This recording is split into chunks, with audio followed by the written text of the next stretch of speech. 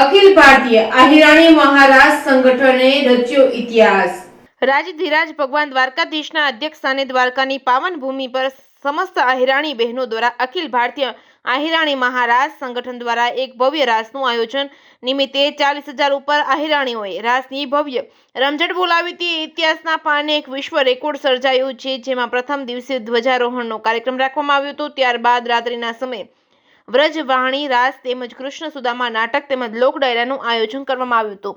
ત્યારબાદ બીજા દિવસે સવારે મહારાસનું ભવ્ય આયોજન કરવામાં આવ્યું હતું, જેમાં 40,000થી વધારે આહિરાણીઓ બહેનોએ રાસ બોલીધો હતો। ત્યારબાદ એક ભવ્ય વિશ્વ શાંતિ રેલીનું આયોજન કરવામાં આવ્યું હતું। આ કાર્યક્રમમાં સાંસદ પૂનમબેન માડમ, કેબિનેટ મંત્રી મુળુભાઈ બેરા, ધારાસભ્ય ભગવાનભાઈ બારડ, અમરીશભાઈ ડેર, હીરાભાઈ જોટવા, જવાહરભાઈ ચાવડા, ડોક્ટર કનુભાઈ કળસરિયા, વીજભાઈ વાઘ જેવા આહિર સમાજના નામી અનામી આગેવાનો તેમજ ગુજરાતના સમસ્ત આહિર સમાજના ભાઈઓ બહેનો ઉપસ્થિત રહ્યા હતા।